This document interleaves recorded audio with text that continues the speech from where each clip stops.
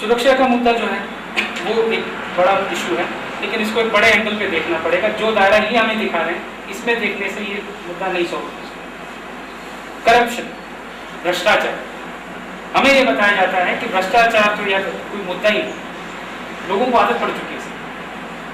भ्रष्टाचार तो आम सी बात है, it's a way of life. और वैसे भी वो कुछ अपने जो कॉर्पोरेट के लोग हैं वो कहते हैं कि करप्शन जो है it's a lubricant for the economy. कहते हैं ये तो इकोनॉमी को चलाने में बहुत मदद करता है। क्यों? सब कुछ जमा करके तो नहीं रख सकते ना, आप मार्केट में डंप करेंगे, कहीं शेयर्स में डंप करेंगे, कहीं कुछ करेंगे, तो इकोनॉमी चलती है इससे। तो इसलिए थोड़ा इतना करप्शन तो होना ही चाहिए। लेकिन यहाँ के लोग जो हैं करप्शन के मुद्दे पे सरकारों को रिजेक्ट करते हैं। जब भी उनको मौका मिला है और जब भी उनके सामने एक ऑल्टरनेटिव मिला है उनको, उन्होंने रिजेक्ट किया। लेकिन ये हमको बार बार ये समझा रहे हैं कि ये मुद्दा नहीं। इन्फ्लेशन की बात, अभी थोड़ी देर पहले हम लोग बैठे थे तब भी किसी ने कहा था कि इन्फ्लेशन ये तो ज़ीरो हो गया, लेकिन जी सामान की कीमत तो नीचे नहीं गई। अब दिक्कत ये है कि इन्फ्लेशन का मतलब ये है कि पिछले साल इसी टाइम के हिसाब से, पिछले साल इसी महीने जो दाम थे वो दाम उससे ऊपर गए नहीं। अब पिछले साल अगर बहुत ज़्यादा थे तो इस साल भी वो बहुत ज़्यादा ही, तो वो तो चुभेगा आपको, क्योंकि परचेजिंग पावर तो आपका बढ़ा नहीं, आपकी खरीदने की क्षमता में तो कोई बढ़ोतरी नहीं। और ऊपर से ये एक बहुत बड़ा खेल, जो इकोनॉमी के जो फिगर्स होते हैं ये बहुत बड़ा खेल है। अगर आप 2 साल पीछे का डाटा ले लें, 1 साल का बीच का छोड़ दें तो आपको कुछ और ही मिले। होलसेल प्राइस इंडेक्स बोलते हैं, रिटेल प्राइस होता है। ये लोग इन्फ्लेशन को नापते हैं होलसेल प्राइस इंडेक्स से। हम और आप खरीदते हैं रिटेल वाले से,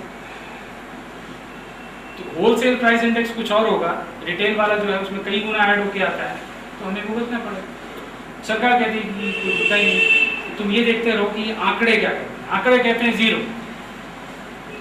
तुम्हारी जेब खाली हो जाए कोई बात, लेकिन आंकड़े ज़ीरो कहते हैं, इसलिए तुम्हें खुश होना चाहिए, बार बार उस आंकड़े को देखो।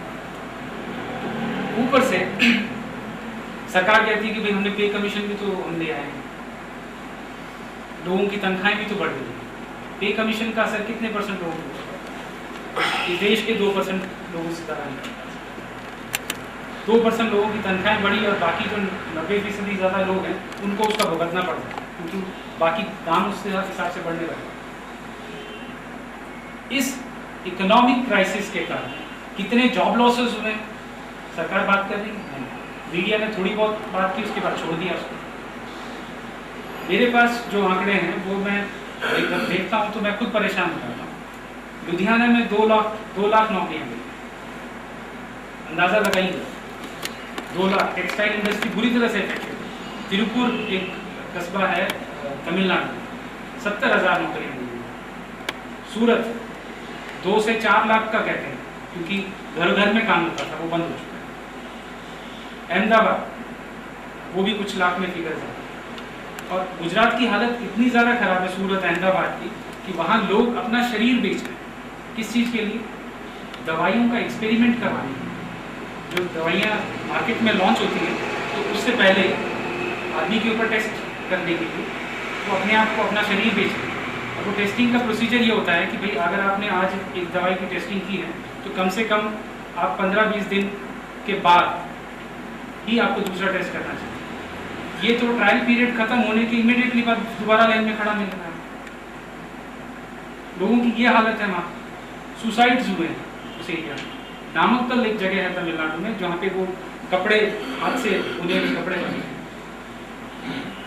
परिवार के परिवार जुड़े होते हैं इसके साथ, उनके पास काम नहीं, सुसाइड्स हो रही वहाँ पे, छोटी बच्चियाँ बेची जा रही हैं। ठीक है, ये हालत है। अगर आप देखेंगे तो आपको बहुत दुख होगा। क्या ये मुद्दा नहीं है? और आप कहते हैं इलेक्शन में कोई मुद्दा ही नहीं। हमारी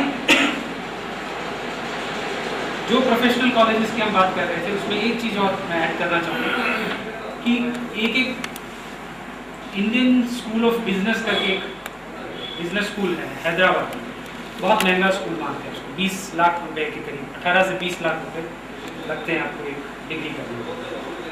वो उनका ऑफिशियल इस बात का स्टेटमेंट है कि हम सिर्फ 60% लोगों को ही प्लेसमेंट दे पाए, बाकी 40% हम नहीं दे पाए। सबसे इंटरेस्टिंग चीज़ ये है कि इसमें जो 60% कह रहे हैं ये तो वो लोग हैं जिनके ऑलरेडी अच्छे कनेक्शंस हैं, जिसके कारण वो वहाँ पे। 40% कौन है? वो है जो इनके देखा देखी बैंक से और यहाँ वहाँ से लोन लेके उसमें घुसे। उनको कहते हैं कि हम तुम्हारा कुछ नहीं कर सकते। 20 लाख का लोन और आगे कुछ कोई नौकरी का चक्कर कहाँ से चुका, कैसे चुका? ना सरकार के पास इसका जवाब है, ना इन